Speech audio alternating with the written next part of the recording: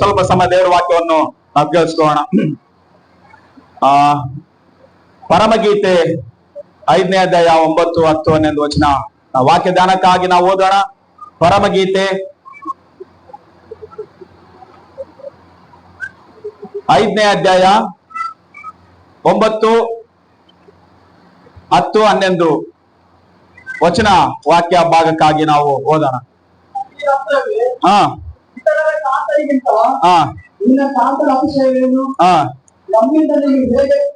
ಪ್ರಮಾಣ ಮಾಡ್ತಿದ್ದಕ್ಕೆ ಇತರರ ಕಾಂತರಿಗಿಂತ ನಿನ್ನ ಕಾಂತನಲ್ಲಿ ಅತಿಶಯವೇನು?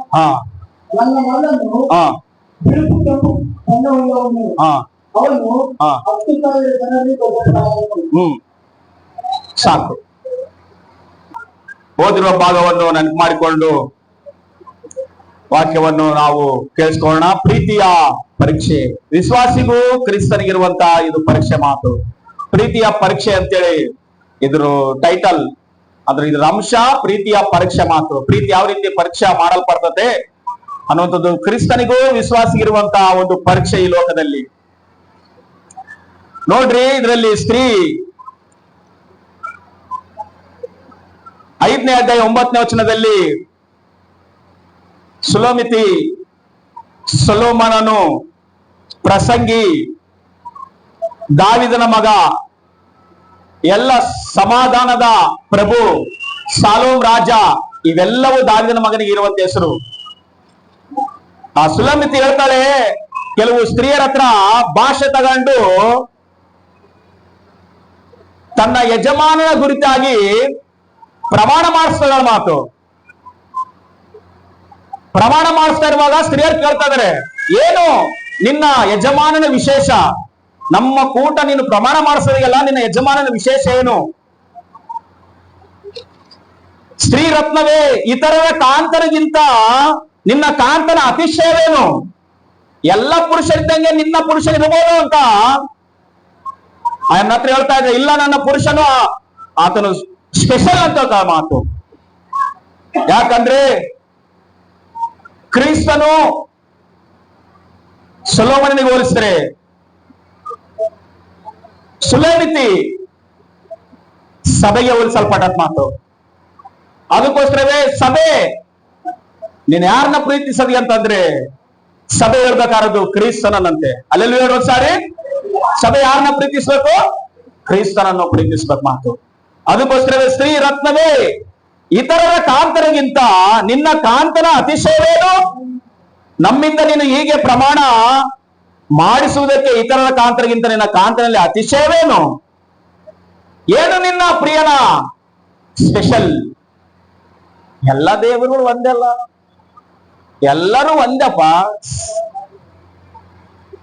ಎಲ್ಲ ಹಳ್ಳಗಳೆಲ್ಲ ಸೇರಿದ್ರೇನೆ ಸಮುದ್ರ, ಎಲ್ಲ ನದಿಗಳು ಸೇರೋದು ಸಮುದ್ರಕ್ಕೆ ಅಂತ. ಪ್ರಿಯಾದರ ಮಕ್ಕಳೇ, ನಮ್ ದೇವರಲ್ಲಿ ಸ್ಪೆಷಲ್ಲು, ಯೇಸುವಿನಲ್ಲಿ ಸ್ಪೆಷಲ್ ಇರುವಂತದ್ದು. ಯಾರಲ್ಲಿ ಕ್ವಾಲಿಫಿಕೇಶನ್ ಹುಡುಕಿದ್ರೆ, ಯಾರಲ್ಲಿ ಆ ಕ್ಯಾರೆಕ್ಟರ್ಗಳು ಇಲ್ಲ ಮಾತಾಡ್ಸಿ, ಆತನು ಸ್ಪೆಷಲ್ ಮಾತು ಆತನು ಯೇಸು ಸ್ವಾಮಿ. ಅದಕ್ಕೋಸ್ಕರವೇ ಯಾಕೆ ನೀನು ಪ್ರಮಾಣ ಮಾಡಿಸ್ತೇ ನಿನ್ನ ಯಜಮಾನನ, ನಿನ್ನ ಕಾಂತನ ಸ್ಪೆಷಲ್ ಏನು?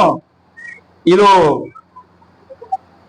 ಕನ್ನಡ ಸಂಸ್ಕೃತಿ ಒಂದು ಪರಿಪೂರ್ಣವಾದ ಕನ್ನಡ ಇರೋಕ್ಕೋಸ್ಕರವೇ ಕಾಂತನು, ಕಾಂತಳು, ಪ್ರಿಯಳು ಅಂತೇಳಿ ವರ್ಣನೆ ಮಾಡ್ಯಾರ ಮಾತು. ಈ ಗೀತೆ ಇದು ಒಂದು ಪದ್ಯ. ಯಾರು ಬರ್ದಾರಂದ್ರೆ, ದಾವಿದನಿಗೆ ಬೇಕಾದಷ್ಟು ಜನ ಮಕ್ಕಳು ಹುಟ್ಟಿದ್ರು ಮಾತು. ಅಮೋನನು, ಅದೋನಿಯ, ಅಬ್ಸಲೋಮ್,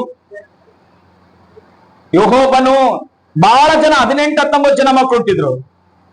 ಯಾರಾದ್ರೂ ಬಂದು ದಾವಿದನ ಕೇಳಿದ್ರೆ, ಯಾರು ನಿನಗೆ ಸ್ಪೆಷಲ್ ಮಗ, ಯಾರು ನಿನಗೆ ಇಷ್ಟ ಅಂತಂದ್ರೆ ಸೊಲೊಮೋನನ ಕುರಿತಾಗಿ ಹೇಳ್ತಾ ಇದ್ದಂತೆ ದಾವಿದ. ಯಾವಾಗ್ಲೂ ಅಲ್ಲೆಲ್ಲಿ ಹೇಳೋದು ಸಾರಿ, ಬಹಳ ಜನ ಮಕ್ಕಳಿದ್ರು ದಾವಿದನಿಗೆ. ಆದ್ರೆ ನಿನಗೆ ಯಾರು ಇಷ್ಟ? ನಿನ್ ಮಕ್ಕಳಲ್ಲಿ ಎಲ್ಲರಲ್ಲಿ ಇಷ್ಟ ಜನ ಮಕ್ಕಳಿದ್ರಲ್ಲ, ನಿನ್ಗೆ ಯಾರು ಇಷ್ಟ ಅಂತಂದ್ರೆ, ನನಗೆ ಸೊಲೊಮೋನ ಅಂದ್ರೆ ಬಹಳ ಇಷ್ಟ ಅಂತ ಹೇಳ್ತಿದ್ದಂತೆ ದಾವಿದ.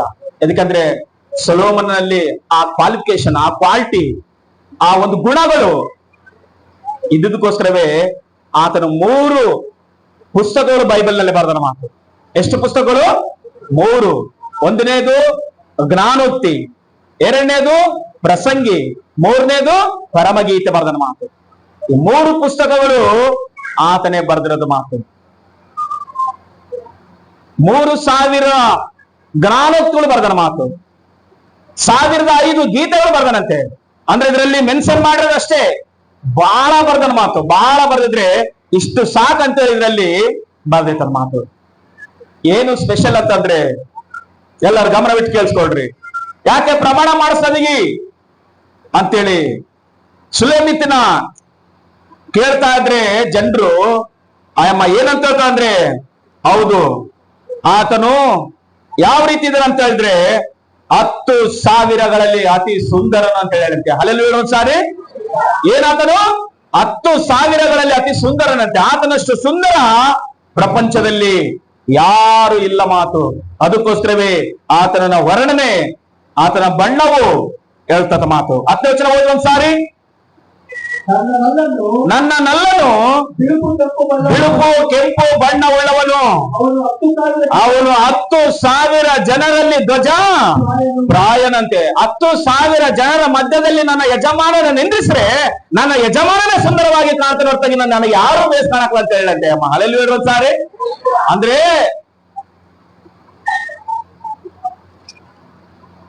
ಸಾಮಾನ್ಯವಾಗಿದು ವಿವಾಹ ಸಮಯದಲ್ಲಿ ಬೋಧಿಸುವಾಗ ಇದನ್ನ ಪ್ರಸಂಗ ಮಾಡ್ತಿರ್ತಾರೆ ಮಾತು ಕೆಲವು ಸೇವಕರು. 2ನೇ ಅಧ್ಯಾಯ ಪರಮಗೀತೆಯಲ್ಲಿ 1-2-3 ಮಾತು ಬರ್ದಿಟ್ಟನ್ ಮಾತು. ನನ್ನ ಪ್ರಿಯಳು 2ನೇ ವಚನ ಹೇಳ್ತತೆ, ನನ್ನ ಪ್ರಿಯಳು ಮುಳ್ಳುಗಳ ಮಧ್ಯದಲ್ಲಿ ತಾವರೆಯಂತೆ ಸ್ತ್ರೀಯರಲ್ಲಿ ಶ್ರೇಷ್ಠಳಂತ. ಆ ಸ್ತ್ರೀಯಗಳ ಉದ್ಯಾನ ವೃಕ್ಷಗಳಲ್ಲಿ ಸೇಬು ಹೇಗೋ, ಪುರುಷರಲ್ಲಿ ನನ್ನ ಕಾಂತನು ಹಾಗೆಯೇ ಇಷ್ಟನು.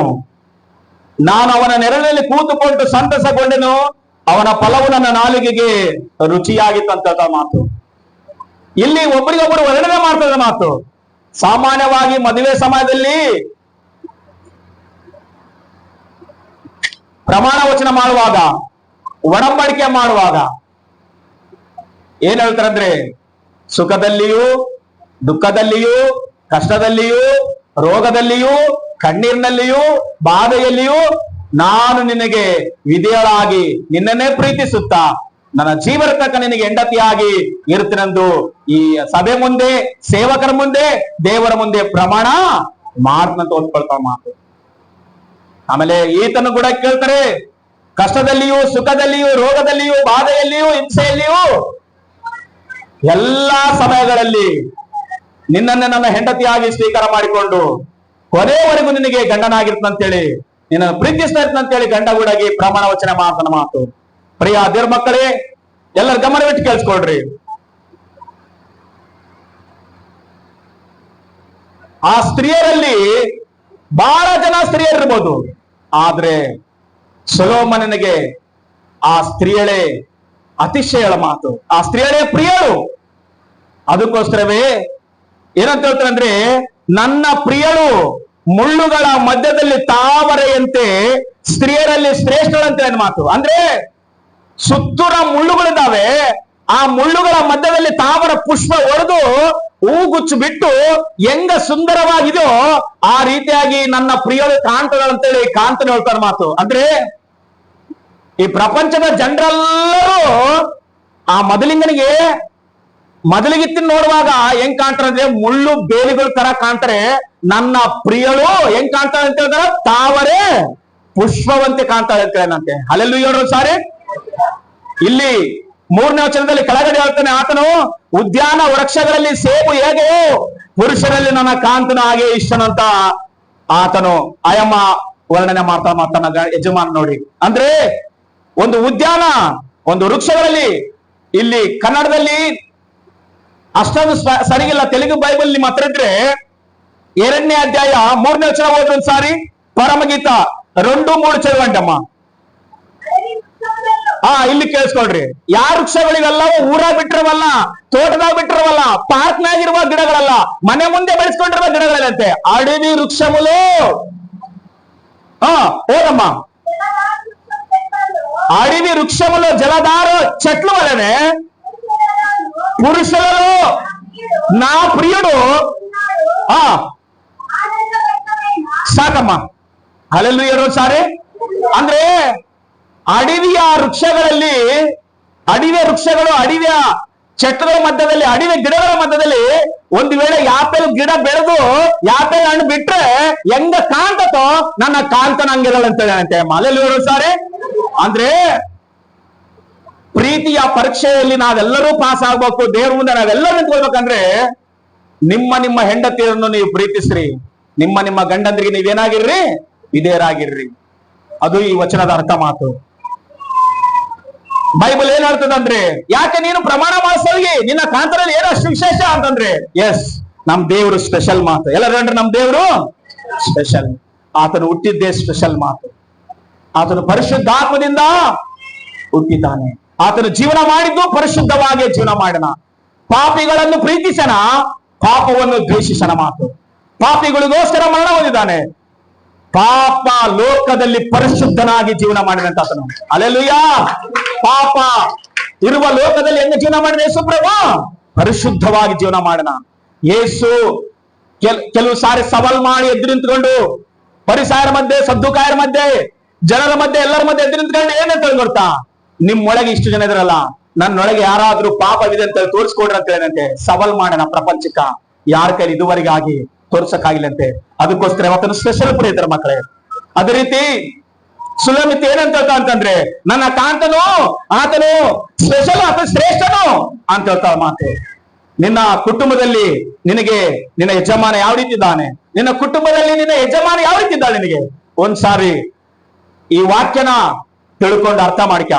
ಯಾಕಂದ್ರೆ ಇಡೀ ಜನರೆಲ್ಲರೂ ನಿನಗೆ ಮುಳ್ಳುಗಳ ತರ ಕಾಣ್ಬೇಕು, ನಿನ್ನ ಹೆಂಡತಿ ಮಾತ್ರ ತಾವರೆ ಪುಷ್ಪ ಅಂತ ಕಾಣ್ಬೇಕು ನಿನಗೆ. ಆಮೇಲೆ ಸರಿ, ಇಡೀ ಈ ಪ್ರಪಂಚದಲ್ಲಿ ಎಲ್ಲ ಪುರುಷರು ಅಡಿಯ ಗಿಡಗಳ ತರ ಕಾಣ್ಬೇಕು, ನಿನ್ನ ಗಂಡ ಮಾತ್ರ ನಿನಗೆ ಆಪಲ್ ಮರದ ತರ ಕಾಣ್ಬೇಕಂತೆ ಸ್ತ್ರೀ. ಆಗ್ಲೇ ಮಾತ್ರ ನಿನ್ನ ಜೀವನ, ನಿಮ್ಮ ಕುಟುಂಬ ಅದ್ಭುತವಾಗಿ ಆಶ್ಚರ್ಯಕರವಾಗಿರ್ತದೆ ಅಂತ ಹೇಳಿ ಮಾತು. ಎಲ್ಲರೂ ಗಮನವಿಟ್ಟು ಕೇಳಿಸ್ಕೊಳ್ರಿ. ಪರಮ ಗೀತೆ ಅನ್ನುವಂಥದ್ದು ಪರಲೋಕದ ದೇವರಿಗೆ ಭೂಲೋಕದ ವಿಶ್ವಾಸಿಗಳಿಗೆ ಒಂದು ಸಂಬಂಧವಾದ, ಆತ್ಮೀಯ ಸಂಬಂಧವಾದ ವಿಷಯಗಳು ಬರೆದಿಟ್ಟ ಮಾತು. ಈ ಪರಮಗೀತೆ ಅನ್ನುವಂಥದ್ದು ಯೇಸು ಕ್ರಿಸ್ತನು ಮೊದಲಿಂಗನಾಗಿ ಬರ್ತಾನೆ, ಸಭೆ ಮೊದಲಿಗೀತೆಯಾಗಿ ಸಿದ್ಧವಾಗಬೇಕು ಒಂದ್ ದಿವಸ. ಯಾವುದಕ್ಕೋಸ್ಕರವೇ? ಯಾವ ಕಳಂಕ ಇಲ್ಲದೆ, ಸುಕ್ಕಿಲ್ಲದೆ, ಯಾವುದು ಮುಂತಾದೊಂದಿಲ್ಲದೆ ಯೇಸುವಿನ ರಕ್ತದಿಂದ ಸಭೆಯನ್ನು ತೊಳೆದು ಸಿದ್ಧ ಮಾಡಿ ಪರಿಶುದ್ಧಾತ್ಮನೆಯನ್ನು ನಮಗೆ ಅನುಗ್ರಹಿಸಿ ವಾಕ್ಯವನ್ನು ಕೊಟ್ಟು, ಸಭೆಯನ್ನು ಕೊಟ್ಟು, ಸೇವಕರನ್ನು ಕೊಟ್ಟು ಪ್ರತಿ ವಾರ ಶುದ್ಧ ಯಾಕೆ ಮಾಡ್ತಾನ್ರೆ? ಮೊದಲಿಂಗ ಬರುವಾಗ ನಾವೆಲ್ಲರೂ ಸಿದ್ಧವಾಗಿ ಆತನ ಮುಂದೆ ನಿಲ್ಕೊಳ್ಬೇಕಂತೆ. ಅದಕ್ಕೋಸ್ಕರವೇ ನಾನು ಆತನಿಗೆ ಸ್ಪೆಷಲ್ ಆಗಿ ಕಾಣ್ಬೇಕಂತೇಳಿ ಈ ಅಮ್ಮ ಎದುರು ನೋಡ್ತಿದ್ದಾಳೆ. ಆತನ ಕೂಡ ಹೇಳ್ತಾನೆ, ನನ್ನ ಪ್ರಿಯರಲ್ಲಿ ನನ್ನ ಪ್ರಿಯರೇ ಶ್ರೇಷ್ಠಳಂತ ಆತನ ಕೂಡ ಹೇಳ್ತಾನೆ ಮಾತು. ನೀನ್ ಹೇಳ್ತೀಯಾ ನಿನ್ನ ಯಜಮಾನ ಗುರಿತಾಗಿ ಇನ್ನೊಬ್ಬರ ಮುಂದೆ, ನೀನ್ ಹೇಳ್ತೀಯಾ ನಿನ್ನ ಸ್ತ್ರೀ ಹೆಂಡತಿ ಗುರಿತಾಗಿ ಇನ್ನೊಬ್ಬರ ಮುಂದೆ.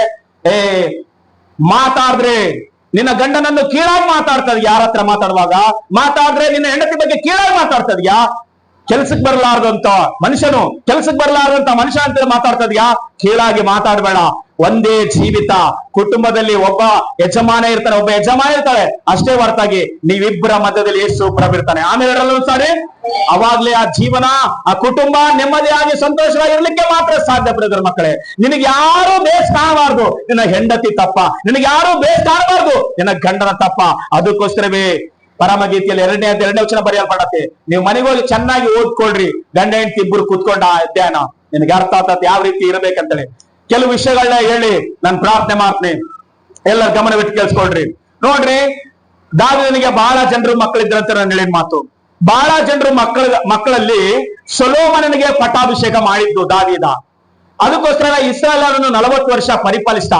ಆತನಿಗೆ ಬಹಳ ಜನ ಹೆಂಡತಿಯರಿದ್ರು, ಬಹಳ ಜನ ಉಪಪತ್ನಿಯರಿದ್ರು, ಬಹಳ ಬಂಗಾರವಿತ್ತು, ಬಹಳ ಜ್ಞಾನ ಇತ್ತು, ಬಹಳ ಸಂಪನ್ನನು, ಸರ್ವ ಸಂಪನ್ನನು ಸೊಲೊಮೋನ ರಾಜ. ಅದಕ್ಕೋಸ್ಕರ ಆತನ ಹೆಸರೇನು ಗೊತ್ತಾ? ಸಮಾಧಾನದ ಪ್ರಭು ಅಂತಗಳಿತ್ತು, ಸಾಲೋಮ್ ರಾಜ ಅಂತಗಳಿತ್ತು. ಪ್ರಸಂಗಿಗಳು ಆತನ ಹೆಸರೇ, ಜ್ಞಾನೋಕ್ತಿಗಳಲ್ಲಿ ಆತನ ಹೆಸರು ಸೊಲೊಮೋನ ಅಂತ ಕೂಡ ಆತನ ಹೆಸರೇ. ಪ್ರಿಯ ಮಕ್ಕಳ, ಆತನಿಗೆ ಬಹಳ ಹೆಸರುಗಳಿದಾವ.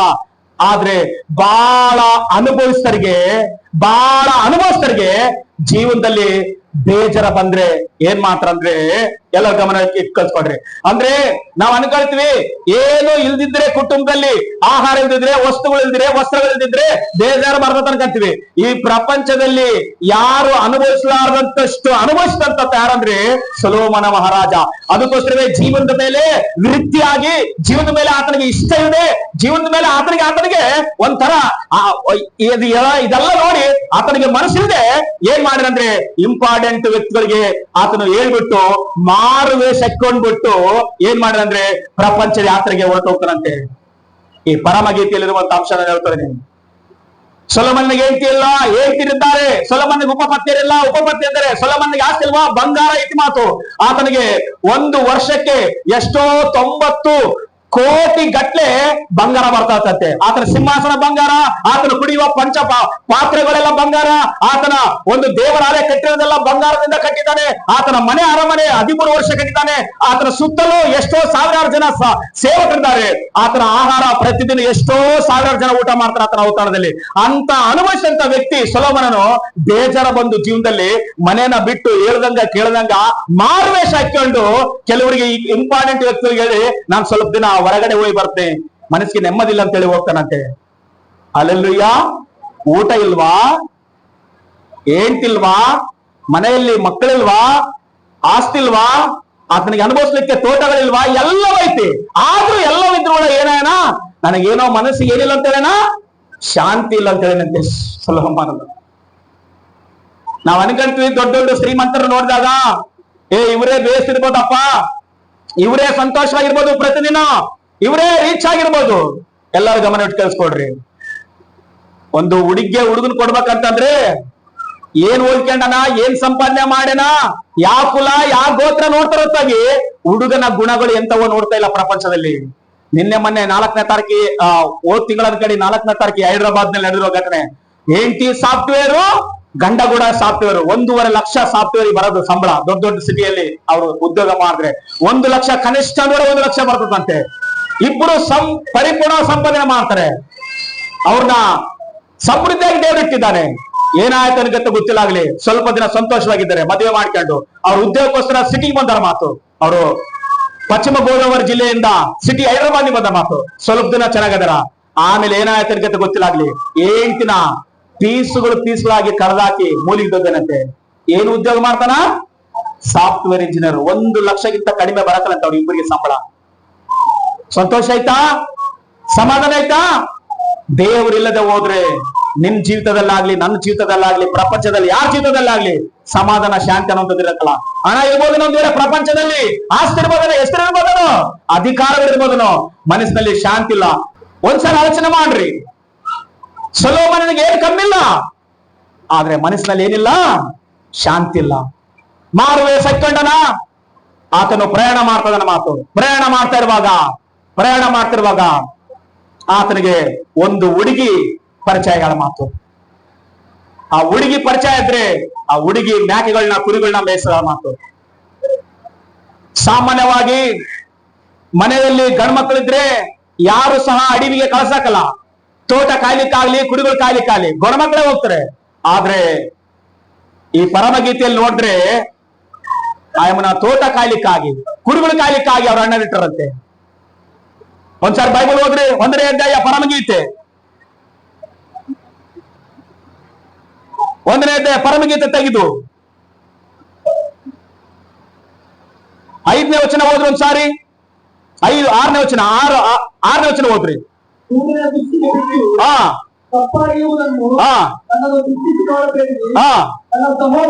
ನನ್ನ ಸಹೋದರರು ನನ್ನ ಮೇಲೆ ಸಿಟ್ಟುಕೊಂಡು ತೋಟಗಳನ್ನು ಕಾಯುವುದಕ್ಕೆ ಹಾಕಿದರು.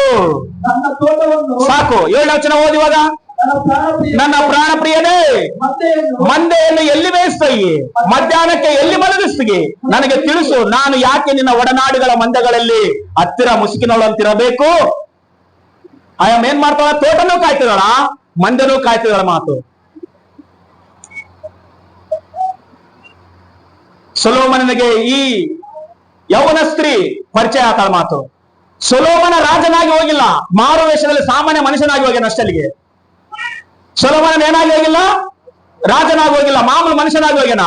ಎಷ್ಟೋ ಕೋಟ್ಯಾಧೀಶ್ವರ, ಮಿಲಿಯನ್ ಗಟ್ಲೆ ಎಷ್ಟೋ ಐತಿ. ಆದ್ರೆ ಮಾರುವೆ ಶಕ್ತಿ ಮನಸ್ಸಿಗೆ ಸಮಾಧಾನಕ್ಕೋಸ್ಕರ, ಶಾಂತಿಗೋಸ್ಕರ ಮನೆಯನ್ನು ಬಿಟ್ಟು ಎಲ್ಲನೂ ಬಿಟ್ಟು ಆತನು ಸ್ವಲ್ಪ ದಿನ ಶಾಂತಿಯಾಗಿ ಹೋಗಿರಂತೆ. ಊರು ಬಿಟ್ಟು ಪ್ರಪಂಚ ಬಿಟ್ಟು ಆತನು ಹೋಗಿದ್ಕೋಸ್ಕರ ಆತನಿಗೊಬ್ಬ ಸ್ತ್ರೀ ಪರಿಚಯ ಆತಳ. ಹೆಂಗ್ ಪರಿಚಯ ಆತ ಅಂದ್ರೆ, ಕುರಿಗಳು ಕಾಯ್ತಾ ಇದ್ದಾಳೆ, ಮೇಕೆಗಳು ಮೇಯಿಸ್ತಿದ್ದಾಳ, ತೋಟನ ಕಾಯ್ತಿದ್ದಾಳ. ಆ ಸಮಯದಲ್ಲಿ ಈ ಸೊಲೊಮೋನನು ಆ ಸ್ತ್ರೀಯನ್ನು ನೋಡ್ತಾಳ. ಮಾತು ನೋಡಿ ಪರಿಚಯ ಬೆಳೆಸ್ಕೋಬೇಕಲ್ಲ. ಪರಿಚಯ ಬೆಳೆಸ್ಕೊಂಡ್ರೆ ಯಾರು ಪರಿಚಯ ಮಾಡ್ಕೋಬೇಕಲ್ಲ. ಈ ತರ ಒಂದು 24 ಮೇರೆಗಳು ಕೊಡ್ಕೊಂಡು ಆಯಮ್ಮನ ಸಂಗಡ ಹೊಡ್ಕೊಂಡು ಹೋಗಿ ಪರಿಚಯ ಮಾಡ್ಕೊಂತಾನ. ಮಾತು ಅವ್ರ ಮಾತಿನ ಮೇಲೆ ಮಾತುಗಳ ಮೇಲೆ ಬೆಳೆದು ಸೊಲೊಮೋನನಿಗೆ ಬಹಳ ಜ್ಞಾನಲ್ಲ. ದಿಂಪಿನಾಡು, ಪ್ರೇಮಲ ದಿಂಪಿನಾಡು ಆ ಬಿಡ್ಡನೆ. ಹಲ್ಲೆಲೂಯಾ. ಗೊತ್ತಲ್ಲ, ಜ್ಞಾನ ಬಹಳ ಜ್ಞಾನ ಅಲ್ಲ ಸೊಲೊಮೋನನಿಗೆ. ಯಾರ ಹತ್ರ ಹೆಂಗ್ ಮಾತಾಡ್ಬೇಕು, ಯಾರ ಹತ್ರ ಹೆಂಗಿರ್ಬೇಕು, ಯಾರನ್ನ ಹೆಂಗ ಆಲೋಚನೆ ಮಾಡ್ಬೇಕು, ಯಾರ ಹತ್ರ ಹೆಂಗ ನಾನು ಮಾತಾಡ್ಬೇಕಂತ ಆಲೋಚನೆ ಮಾಡಲ್ಲ. ಆಯಮ್ಮ ಹೆಂಗ ಕುರಿಗಳು ಕಾಯ್ತಾಳೋ ಆ ಹುಡುಗಿ ಈ ತರ ಕೂಡ ಕುರಿಗಳು ತಗೊಂಡ ಆಯಮ್ಮನ ಸಂಗಡ ಕುರಿಗಳು ಕಾಯ್ತಾನ. ದೊಡ್ಡ ಜ್ಞಾನಿ, ಅರಸ, ಶ್ರೀಮಂತನು. ಆದ್ರೆ ಮನಸ್ಸಿಗೆ ನೆಮ್ಮದಿಗೋಸ್ಕರ ದೇಶವನ್ನು ಬಿಟ್ಟು ಊರು ಬಿಟ್ಟು ಹೋಗೋಣ. ಆಯಮ್ಮನ ಹತ್ರ ಪರಿಚಯ ಮಾಡ್ಕೊಂಡು ಆಯಮ್ಮನ ಪ್ರೀತಿಯಲ್ಲಿ ಈತನು ಏನ್ ಮಾಡೋಣ, ಪ್ರೀತಿ ಸಂಗ್ ಮಾಡ್ಕೊಳ್ಳೋಣ. ಈತನ ಆಯಮ್ಮನ ಪ್ರೀತಿಸೋಣ. ಆದ್ರೆ ಹೇಳಿದ ಒಂದ್ ಮಾತು, ನಾನು ಊರಿಗೆ ಹೋಗ್ತಾ ಇದೀನಿ, ತಿರುಗಿ ಬಂದು ನಿನ್ನ ಮದುವೆ ಮಾಡ್ಕೊಂತ ಅಂತೇಳಿ ಅವನು. ಹಲ್ಲೆಲೂಯಾ. ಯಾರೀತ? ಸೊಲೊಮೋನ. ಪ್ರೀತಿಸಿ ಸ್ವಲ್ಪ ದಿನ ಪರಿಚಯ ಆಗೈತಿ.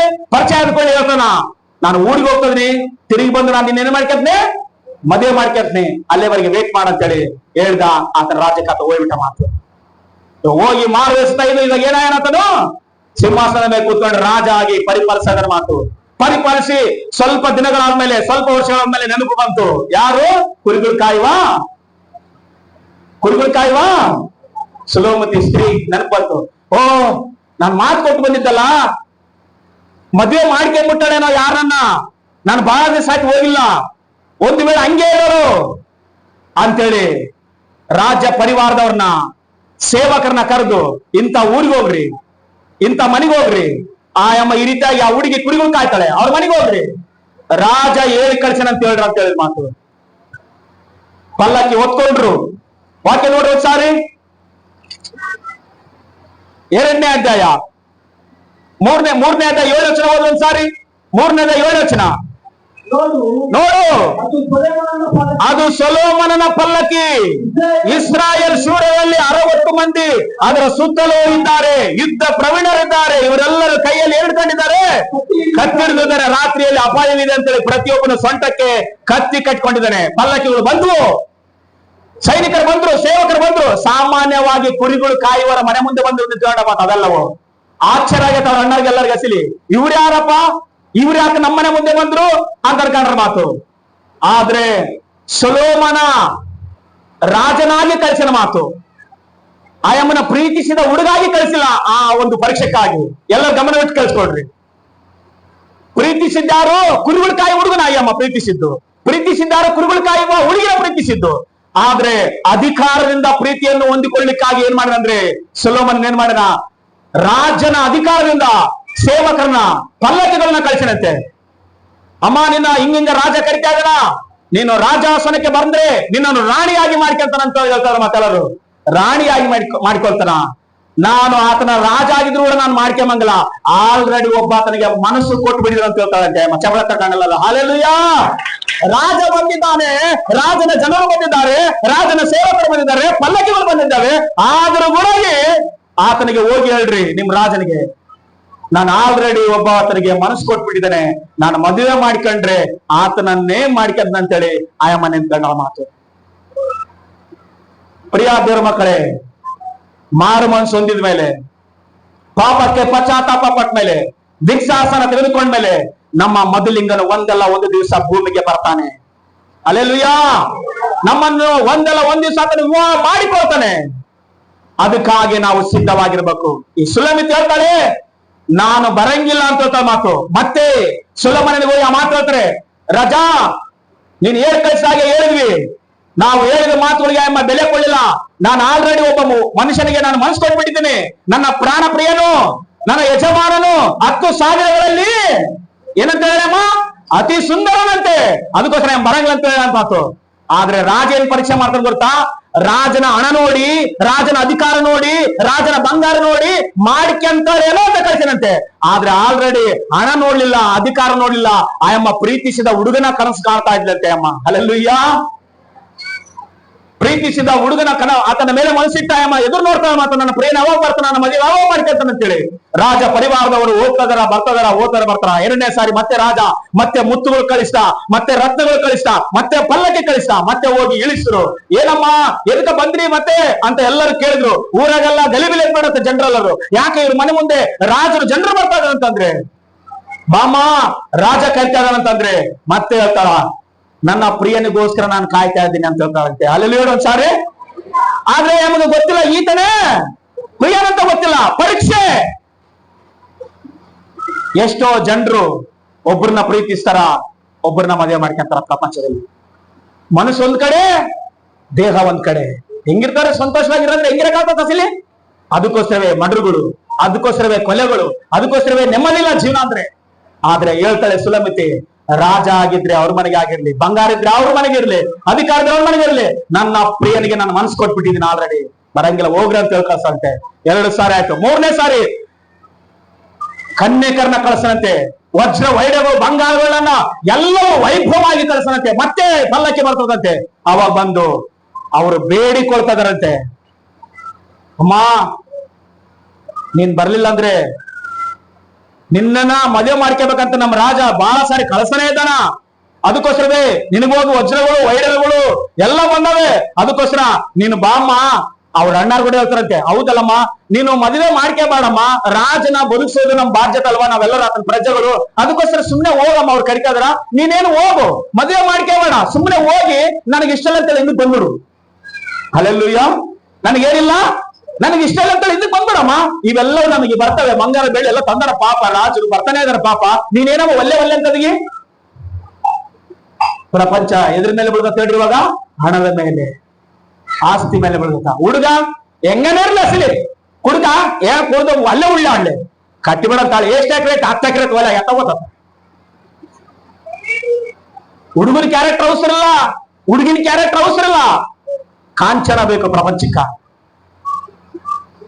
ಒಂದ್ ವಿಷಯ ಹೇಳ, ಸ್ತ್ರೀಗೆ ಕ್ಯಾರೆಕ್ಟರ್ ಬಹಳ ಪ್ರಾಮುಖ್ಯ, ಪುರುಷನಿಗೆ ಉದ್ಯೋಗ ಬಹಳ ಪ್ರಾಮುಖ್ಯ ಅಂತೆ. ಅಲ್ಲಲ್ಲಿ ಸಾರಿ, ಉದ್ಯೋಗ ಇಲ್ಲದ ಪುರುಷನಿಗೆ ವ್ಯಾಲ್ಯೂ ಇಲ್ಲ, ಕ್ಯಾರೆಕ್ಟರ್ ಇಲ್ಲದ ಸ್ತ್ರೀಗೆ ವ್ಯಾಲ್ಯೂ ಇಲ್ಲ.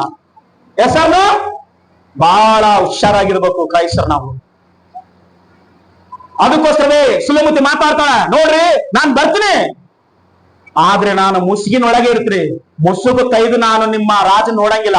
ಆತ ನನ್ನ ನೋಡ್ಕೊಂಡ್ರೆ ನೋಡ್ಕೊಂಬ್ಲಿ, ಆತನ ಏನ್ ಮಾತಾಡ್ತಾನೋ ಮಾತಾಡ್ಲಿ, ನಾನು ಬರ್ತೀನಿ ಅಷ್ಟೇ, ನನ್ನ ಮುಸುಗು ತೈದು ಆತನ ಮುಖ ನೋಡಂಗಿಲ್ಲ ಅಂತ ಹೇಳಿದಂತೆ. ಸರಮ್ಮ ನಿನ್ ಕೂತ್ಕೊಮ್ಮ, ಸಾಕು, ಕೂತ್ಕೊಂಡ್ರೆ ಸಾಕು, ನಮ್ಮ ರಾಜ ಬದುಕ್ತಾನ ಅನ್ಕೊಂಡು ಪಲ್ಲಕ್ಕಿಯಲ್ಲಿ ಕುಂದಿಸ್ಕೊಂಡ್ರು. ಮೆರವಣಿಗೆಯಿಂದ ಹೊರಟು ಹೋದ್ರು. ರಾಜನ ಮುಂದೆ ಪಲ್ಲಕ್ಕಿ ಇಳಿಸ್ರು, ಅದರಿಂದ ಕೆಳಗಡೆ ಇಳಿದ್ರು. ಅಲ್ಲಿ ಹೋಗೋದ್ರೊಳಗಾಗಿ ಆಮೇಲೆ ಬೇಕಾದಷ್ಟು ಎಲ್ಲ ಸುಗಂಧ ತೈಲಗಳಿಂದ, ಆಭರಣಗಳಿಂದ ಭಯಂಕರವಾಗಿ, ಅದ್ಭುತವಾಗಿ, ಆಶ್ಚರ್ಯಕರವಾಗಿ ಆಯಮ್ಮನ ಅಲಂಕಾರ ಮಾಡಿದ್ರು. ಮಾತು ಮುಸುಗಿನ ಒಳಗೆ ನಿಂತ್ಕೊಂಡು ಆಯಮ್ಮ ನಿಂತ್ಕೊಂಡಳ. ರಾಜ ವರ್ಣನೆ ಮಾಡ್ಲಿಕ್ಕೆ ಸ್ಟಾರ್ಟ್ ಮಾಡೋಣ. ಮಾತು ವರ್ಣನೆ ಮಾಡ್ತಾ ಇದ್ರೆ ಮೈಂಡ್ ಎಲ್ಲ ಕುರಿಗಳು ಕಾಯುವ ಮನಸ್ಸಿನ ಮೇಲೆ ಹೋಯ್ತು. ಅಲ್ಲಿ ವರ್ಣನೆ ಮಾಡುವ ಮಾತುಗಳು, ಸಿಂಹಾಸನದ ಮೇಲೆ ಕೂತ್ಕೊಂಡಿರುವ ಮಾತುಗಳು ಸೇಮ್ ಆಗಿ ಕಾಣ್ತದೆ ವಾಯಂಗಲ್ಲಿ. ಅಲ್ಲೆಲ್ಲೂ ಹೇಳುವಂತ ಸಾರಿ. ಆವಾಗ ಮುಸುಗು ತೆಗೆದು ನೋಡಿದಂತೆ, ಎಲ್ಲಾದ್ರೂ ಕುರಿಗಳು ಕಾಯ್ತಾ ಇರುವಾಗ, ಎಲ್ಲಾದ್ರೂ ಕುರಿಗಳು ಮೇಯಿಸ್ತಾ ಇರುವಾಗ, ಇಬ್ರು ಜೊತೆಗೆ ಸೇರಿ ಕೂತ್ಕೊಂಡು ಮಾತನಾಡುವ ಮಾತುಗಳು ಇವಾಗ ಎಲ್ಲೆಲ್ಲಿಂದ ಬರ್ತಾ ಇದಾವ? ಸಿಂಹಾಸನದ ಮೇಲೆ ಕೂತ್ಕೊಂಡು ಮಾತಾಡ್ತಿರುವಾಗ ಆಶ್ಚರ್ಯ ಆಯ್ತಂತೆ. ನಾನು ಇಷ್ಟು ದಿನ ನನ್ನ ಪ್ರಿಯನಿಗೆ ಮನಸ್ಸು ಕೊಟ್ಟಿನಿ, ನನ್ನ ಪ್ರಿಯನಿಗೆ ಮನಸ್ಸು ಕೊಟ್ಟಿನಿ ಅಂದ್ರೆ ಆ ಪ್ರಿಯನು ಯಾರು ಇವಾಗ? ಸೊಲೊಮನ ರಾಜ ಅಂತ ಹೇಳ್ತಾ ನಮ್ಮ ಬೈಬಲ್. ಒಂದ್ಸಾರಿ ಕೆಲವು ವಚನಗಳು ಓದೋಣ ಆ ವಾಕ್ಯಕ್ಕಾಗಿ. ನೋಡ್ರಿ, ಪರಮಗೀತೆ 1ನೇ ಅಧ್ಯಾಯ 15ನೇ ವಚನ ಓದಿರುವಾಗ ಕೆಲವು ಮಾತುಗಳನ್ನ ಎಷ್ಟು ವರ್ಣನೆ ಮಾಡ್ತಾನ. 1ನೇ ಅಧ್ಯಾಯ 15ನೇ ವಚನ. ನನ್ನ ಪ್ರಿಯರೇ, ಇವಾಗ ವರ್ಣನೆ ಮಾಡ್ತಾನ. ಈ ವರ್ಣನೆ ಯಾರಿಗ್ ಗೊತ್ತು? ಆಯಮ್ಮನ ಪ್ರಿಯನಿಗೆ ಮಾತ್ರ ಗೊತ್ತು. ಆ ವರ್ಣನೆಗಳು ರಾಜನಿಗೆ ಗೊತ್ತಿಲ್ಲ. ಆ ವರ್ಣನೆಗಳು ಆ ಪ್ರಿಯನಿಗೆ ಮಾತ್ರ ಗೊತ್ತು. ಅದಕ್ಕೋಸ್ಕರವೇ ರಾಜ ಏನ್ ಕಳ್ಸನಂತಂದ್ರೆ ಹೋಗಿಲ್ಲ ಅಮ್ಮ. ರಾಜನ ಮದುವೆ ಮಾಡಿಕೆ ಅಂತ ಹೇಳಿದ್ರೆ ಹೋಗಿಲ್ಲ ಅಮ್ಮ. ಎದಕ್ ಹೋಗ್ಯಾಳ? ಏನೋ ರಾಜ ಸಾಯ್ತಾನಂತೆ, ಬಹಳ ಆಸೆ ಪಟ್ಬಿಡನಂತೆ, ಮದುವೆ ಮಾಡ್ಕೋಬೇಕಂತೇಳಿ ಸುಮ್ಮನೆ ಹೋಗಿ ನಿಂತ್ಕೊಳ್ಳೋಣ, ನನಗೆ ಇಷ್ಟ ಇಲ್ಲ ಅಂತ ಹೇಳಿ ಬಂದ್ಬಿಡೋಣ ಅಂತ ಹೋಗ್ಯಾಳಂತೆ. ಆದ್ರೆ ವರ್ಣನೆ ಮಾಡ್ತಾನ, ಏನಂತ ಹೇಳ್ತಾಳ, ಏನಂತ ವರ್ಣನೆ ಮಾಡ್ತಾನೆ ಇವಾಗ ಆತನು? ಆಹಾ ನನ್ನ ಪ್ರಿಯವೇ, ನೀನು ಎಷ್ಟು ಚೆಲುವೆ, ಆಹಾ ನೀನು ಎಷ್ಟು ಸುಂದರಿ, ನಿನ್ನ ನೇತ್ರಗಳು ಪಾರಿವಾಳದಂತಿದ್ದವಲ್ಲ, ಆಹಾ ನೀ ಸಾಕು. 1:7-8 ಓದಪ್ಪಂಗೆ. 1:7-8.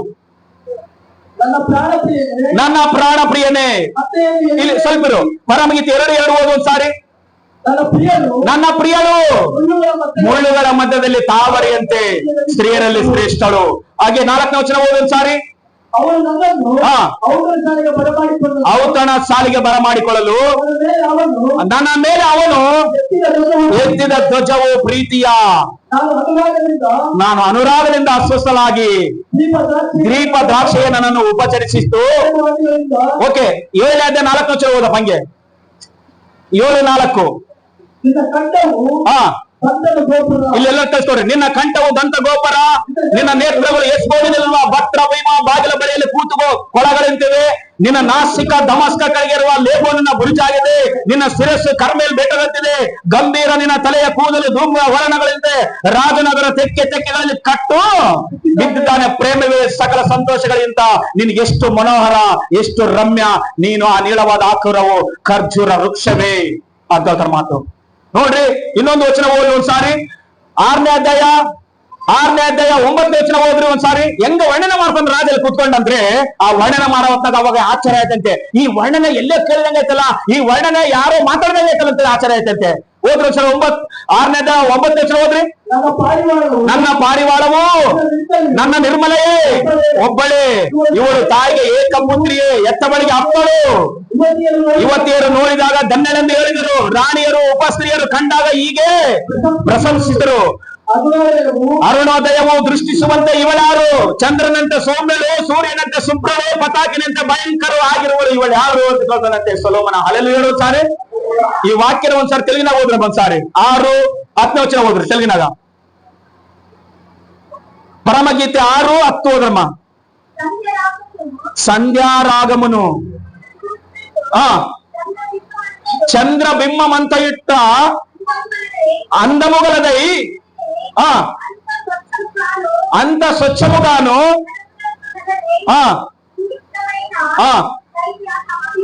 సైన్య సమభీకరమైన ఈమె ఎవరు అలెలుగారు ఒకసారి ಹೆಂಗ ವರ್ಣನೆ ಮಾಡ್ತಾನಂದ್ರೆ, ಆ ವರ್ಣನೆ ಯಾರಿಗ್ ಗೊತ್ತಿತ್ತು? ಕುರಿಗಳು ಕಾಯುವ ಹೊತ್ನಾಗ ಕುರಿಗಳು ಕಾಯುವ ಕುರುಬ, ಆ ಕುರಿಗಳ ಹುಡುಗರಿಗೆ ಗೊತ್ತಿತ್ತು, ಕುರಿಗಳು ಕಾಯುವ ಹುಡುಗಿಗೆ ಗೊತ್ತಿತ್ತು ಆ ಪ್ರೀತಿಯ ಮಾತುಗಳು. ನಿಮಗೆ ಗೊತ್ತಾ? ಫೋನ್ಯಾಗ ಮನ್ಯಾಗ ಮಾತಾಡ್ತಾ ಇದ್ರೆ ಪ್ರೀತಿ ಮಾಡುವವರ ಮಾತುಗಳು ಯಾರಿಗೂ ಕೂಡ ಅರ್ಥ ಆಗ್ಲಸಲಿ. ಅಲ್ಲೆಲ್ಲ ಸಾರಿ ಮನ್ಯಾಗ ಫ್ರೆಂಡ್ಸ್ ಇರ್ಲಿ, ತಂದೆ ಇರ್ಲಿ, ತಾಯಿ ಇರ್ಲಿ, ಯಾರನ್ನಿರ್ಲಿ, ಅವ್ರು ಮಾತಾಡ್ತಿದ್ರೆ ಯಾರ ಹತ್ರ ಮಾತಾಡ್ತಾರ ಪಕ್ಕದವ್ರು ತಲೆ ಕೆಡ್ಕೊಂಡು ಮೆಂಟಲ್ ಆಗಿಬಿಡ್ಬೇಕು, ಹಂಗ ಮಾತಾಡ್ತಿರ್ತಾನ. ಎದಕಂದ್ರೆ ಅವ್ರಿಗೆ ಮಾತ್ರ ಗೊತ್ತಿರ್ತದ ವರ್ಣನೆ. ಆತನ ಏನನ್ಬೇಕಂತೇಳಿ ಅಯಮ ಗೊತ್ತಿರತ್ತ, ಅಯಮ್ನ ಹೇಳ್ಬೇಕಂತ ಈತು ಗೊತ್ತಿರತ್ತ. ಇವರಿಬ್ಬರ ಮಧ್ಯದಲ್ಲಿ ಆ ಪ್ರೀತಿಯ ವರ್ಣನೆ ಮಾತುಗಳು ಅವ್ರಿಗೆ ಮಾತ್ರ ಗೊತ್ತಿರತ್ತ, ಯಾರಿಗೆ ಗೊತ್ತಿಲ್ಲ ವಸಲಿ. ಅದಕ್ಕೋಸ್ಕರವೇ ರಾಜ ಕರಿತಾನಂತಂದ್ರೆ ಬಂದಿಲ್ಲ ಅಯ್ಯಮ್ಮ, ರಾಜರ ವೈಭವ ಕೊಡ್ತಾನಂತ ಬಂದಿಲ್ಲ, ರಾಜ ಬಂಗಾರ ಕೊಡ್ತಾನಂತಂದ್ರೆ ಬಂದಿಲ್ಲ. ಆ ಬಂದ ಮೇಲೆ ಆತನ ಮಾತು ಕೇಳಿದ ಮೇಲೆ ಆವಾಗ ಆಶ್ಚರ್ಯ ಆಯ್ತಂತೆ. ಓಹೋ, ಈತನ ಮಾರು ವೇಷದಿಂದ ಬಂದು ನನ್ನನ್ನು ಪ್ರೀತಿಸಿ ನನ್ನ ಪ್ರೀತಿಗೆ ಪರೀಕ್ಷೆ ಇಟ್ಟನ. ಆ ಪ್ರೀತಿಯ ಪರೀಕ್ಷೆಯಲ್ಲಿ ಸಭೆ ಗೆದ್ದಿದೆ ಮಾತು. ಆಮೇಲೆ ಹೇಳಿದ್ರು ಸರಿ, ಯಾಕಂದ್ರೆ ಆತನು ರಕ್ತ ಸುರಿಸಿ ಪ್ರಾಣ ಕೊಟ್ಟು ಸತ್ತು ಹೂಣಲ್ಪಟ್ಟು 3ನೇ ದಿವಸ ಆದ್ಮೇಲೆ ಆತನು ಮರಣವನ್ನು ಜಯಿಸಿದ್ದಾನೆ.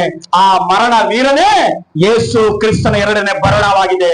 ಸಭೆಯೇ, ನೀನು ನಿನ್ನ ಯಜಮಾನನಿಗೋಸ್ಕರ, ನೀನು ನಿನ್ನ ಮೊದಲಿನಿಗೋಸ್ಕರ ಈ ಲೋಕದ ಆಸೆ ಆಡಂಬರಗಳಿಗೆ, ಲೋಕದ ಪಾಪಗಳಿಗೆ ಬಿದ್ದೋಗಲಾರ್ದಂತೆ ಮುಸುಗಿನೊಳಗೆ ಇದ್ದು ಆತನನ್ನು ಎದುರು ನೋಡಿದ್ರೆ ಆತನು ಬಂದು ನಿನ್ನನ್ನು ವರ್ಣನೆ ಮಾಡಿ ಕರ್ಕೊಂಡು ಹೋಗಿ ಆತನ ಸನ್ನಿಧಾನದಲ್ಲಿ ಇಟ್ಕೊಳ್ತಾನೆ.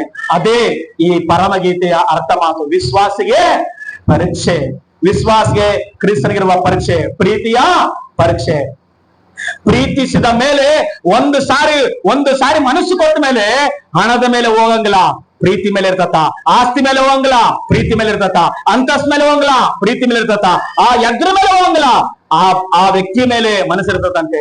ಪ್ರೀತಿ ಮರಣಕ್ಕಿಂತ ದೊಡ್ಡದಾಗಂದ್ರೆ ಪ್ರೀತಿ ಅಂತೆ ಪ್ರಪಂಚದಲ್ಲಿ. ಆಮೇಲೆ ಹೇಳ್ರಲ್ಲ ಒಂದ್ಸಾರಿ, ಮರಣ ಕೂಡ ಏನ್ ಕೆಲಸ ಮಾಡಂಗಿಲ್ಲ. ಯಾರನ್ನ ಪ್ರೀತಿಸ್ತಾರ ನೋಡ್ರಿ, ಎದಕ್ ಸತ್ತಾಯ ಆ ಹುಡುಗಿನ ಅವ್ನ್ ಪ್ರೀತಿಸ್ತಿದ್ದಲ್ಲಿ ಅದಕ್ಕೋಸ್ಕರ ಅವ್ನ್ ಸತ್ತಾಗ್ಬಿಟ್ಟ. ಈ ಅಮ್ಮ ಎದಕ್ ಸತ್ತಾಳ, ಆ ಹುಡುಗನ ಬಾಳ ಪ್ರೀತಿಸ್ಲ ಅದಕ್ಕೋಸ್ಕರ ಸತ್ತಾಗ್ಬಿಟ್ಟ. ರಪ್ಪರಮ್ಮ ಏನ್ ಮಾಡಿಲ್ಲ, ಮದುವೆ ಮಾಡ್ಲಿಲ್ಲ, ಕೇಳಿದ್ರು ಮದುವೆ ಮಾಡಲ್ಲ. ಪ್ರೀತಿಸಿದರಿಗೆ, ಪರಿಪೂರ್ಣವಾಗಿ ಪ್ರೀತಿಸಿದರಿಗೆ ಅವ್ರ ಜೀವಕ್ಕಿಂತ ಪ್ರೀತಿಸಿದವ್ರು ಎದುರಿಗಿರ್ತಾರಂತೆ. ಅದೇ ರೀತಿ ಶಾರೀರಿಕವಾಗಿ ನಾನು ಹೇಳ್ತಾ ಇಲ್ಲ, ಆತ್ಮಿಕವಾಗಿ ನಾವು ಕ್ರಿಸ್ತರನ್ನು ಪ್ರೀತಿಸಿದ್ರೆ ಈ ಲೋಕಕ್ಕಾಗಿ ನಾವು ಆಸೆ ಪಡಕಲಂತೆ. ಅಲ್ಲಿ ಹೇಳೋದು ಸಾರಿ, ಎದಕ್ಕಂದ್ರೆ ಈ ಲೋಕ ನಮ್ಮನ್ನ ತೋರಿಸ್ಬೋದು. ಯಾಕಂದ್ರೆ ಲೋಕವು ಯಾವ ರೀತಿ ತೋರಿಸೋದಂದ್ರೆ, ಸೊಲೊಮೋನ ಯಾವ ರೀತಿ ತೋರಿಸೋಣ, ಆಸ್ತಿ ಕಳಿಸಿ, ಅಂತಸ್ತು ಕಳಿಸಿ, ಅಧಿಕಾರಿಗಳನ್ನ ಕಳಿಸಿ, ಪಲ್ಲಕ್ಕಿಗಳನ್ನ ಕಳಿಸಿ, ರಾಜಕರಿತನ ಮಾಡ್ತೇನ ಒಪ್ಪಿಕೊಂಡಿಲ್ಲ ಮಸಲಿ ಸುಲಮತಿ. ಏನಂದವ, ನಾನು ಆಲ್ರೆಡಿ ನನ್ನ ಪ್ರಿಯನಿಗೆ ಮನಸ್ಸು ಕೊಟ್ಬಿಟ್ಟಿನಿ, ನಾ ವಾಡು, ನಾ ಪ್ರಿಯುಡು, ನಾ ಯಜಮಾನುಡು ಅಂತ ಹೇಳಂತೆ. ಅದಕ್ಕೋಸ್ಕರವೇ ಒಂದು ಸಾರಿ ಆಯಮ್ಮನ ಮನಸ್ಸು, ಸುಲಮಿತಿ ಮನಸ್ಸು ಸೊಲೊಮೋನನ ಮೇಲೆ ಅಂದ್ರೆ ಆ ಯಮ್ಮ ಕೊಟ್ಟಿರೋ ಮನಸ್ಸು ಆತನ ಮೇಲೆ ಹೋಗೋಸ್ಕರ ಇನ್ನು ಯಾರ ಮೇಲೆ ಆಯಮ್ಗೆ ಮನಸ್ಸಿಲ್ಲ. ಮಾತು ರಾಜನ ಮೇಲೆ ಮನಸ್ಸಿಲ್ಲ, ರಾಜನ ಮೇಲೆ ಇರುವ ಅಧಿಕಾರದ ಮೇಲೆ ಮನಸ್ಸಿಲ್ಲ, ಆತನ ಮೇಲೆ ಮನಸ್ಸೈತ್. ಮಾತು ನಿನ್ನ ಮನಸ್ಸು ನನ್ನ ಮನಸ್ಸು ಕೂಡ ಕ್ರಿಸ್ತನ ಮೇಲೆ ಇರ್ಬೇಕಂತ ಈ ಭಾಗ ಹೇಳ್ತಕ್ ಮಾತು. ಅಲ್ಲೆಲ್ಲಿ ಹೇಳೋ ಸಾರಿ, ಯಾರ ಮೇಲೆ ಇರ್ಬೇಕು ನನ್ನ ಮನಸ್ಸು, ನಿನ್ನ ಮನಸ್ಸು ಕ್ರಿಸ್ತನ ಮೇಲೆ ಇರ್ಬೇಕು. ಮಾತು ನಮಗೆ ಯಾವ ರೀತಿ ಪರಿಚಯ ಆಗಿರ್ಬೋದು ಯೇಸು ಸ್ವಾಮಿ, ಯಾರ ಮುಖಾಂತರ ಸುವಾರ್ತೆ ಸಾರಿರ್ಬೋದು, ಯಾರ ಮುಖಾಂತರ ನಾವು ಯೇಸು ನಂಬ್ಕೊಂಡಿರ್ಬೋದು, ಅದು ಇಂಪಾರ್ಟೆಂಟ್ ಆಗಿದ್ರೆ ನಿನ್ನ ರಕ್ಷಣೆ ಕೂಡ ಬಹಳ ಇಂಪಾರ್ಟೆಂಟ್. ಕಳ್ಕೊಳ್ತದ್ಯಾ ಲೋಕದಕ್ಕಾಗಿ ಏನೋ ನೋಡ್ಸಿ, ಏನೋ ಬಿಟ್ಟು, ಏನೋ ಮಾಡಿ, ಸಭೆನ ಬಿಟ್ಟು, ಪ್ರಾರ್ಥನೆ ಬಿಟ್ಟು, ಆರಾಧನೆ ಬಿಟ್ಟು ಹೋಗ್ತದ್ಯಾ ಯಾರನ್ನ ಪ್ರೀತಿಸದ್ಗೆ. ಒಂದ್ಸಾರಿ ಆಲೋಚನೆ ಮಾಡು.